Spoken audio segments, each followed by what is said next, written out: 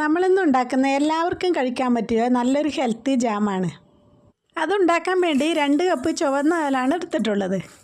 ഇത് വറുത്ത അവലാണ്. ഇനി മിക്സിയുടെ ജാറിലോട്ടിട്ട് ഇതൊന്ന് നന്നായി പൊടിച്ചെടുക്കണം. ഇതുപോലെ ആയി കിട്ടിയതിന് ശേഷം ഒരു പാത്രത്തിലോട്ട് മാറ്റി വെക്കുക. ഇനി കുറച്ച് നിലക്കടല ഇതുപോലെ വറുത്തെടുക്കണം.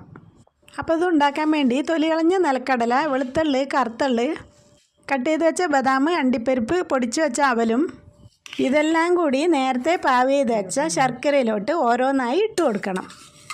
ഇതിനു വേണ്ടി 3 ഇഞ്ച് ശർക്കരയാണ് ഞാൻ എടുത്തിട്ടുള്ളത്. ശർക്കര പാവിന് ഇളം ചൂടുണ്ടാകുമ്പോഴാണ് ഇതെല്ലാം ഇട്ട് കൊടുക്കേണ്ടത്. ഞാനിവിടെ എല്ലാം 2 സ്പൂൺ വീതമാണ് ഇട്ട് കൊടുത്തിട്ടുള്ളത്. നിങ്ങൾക്ക് കൂടുതൽ ജാം വേണമെങ്കിൽ കൂടുതൽ ഇട്ട് കൊടുക്കാവുന്നതാണ്. എല്ലാം ഇട്ടതിന് ശേഷം ഇതുപോലെ നന്നായി മിക്സ് ചെയ്ത് കൊടുക്കണം. ജാം ലൂസായി കിട്ടേണ്ടതാണെങ്കിൽ കുറച്ച് പൊടി ഇട്ടാൽ മതി. എനിക്കിവിടെ കൂടുതൽ കട്ടി വേണ്ടതുകൊണ്ട് ഞാൻ വീണ്ടും പൊടിയിട്ട് കൊടുത്തിട്ടുണ്ട്. ഇത് വെറുതെ കഴിക്കാൻ തന്നെ നല്ല ടേസ്റ്റാണ്. ഇനി ഇത് ദോശയോടൊപ്പം ബ്രെഡിനോടൊപ്പം എന്തിനോട് കൂട്ടിയും കഴിക്കാൻ പറ്റുന്നതാണ്. ഈ ജാം എയർ കയറാതെ മൂടി വെച്ചാൽ 1 മാസത്തോളം കേടുകൂടാതെ നിൽക്കുന്നതാണ്.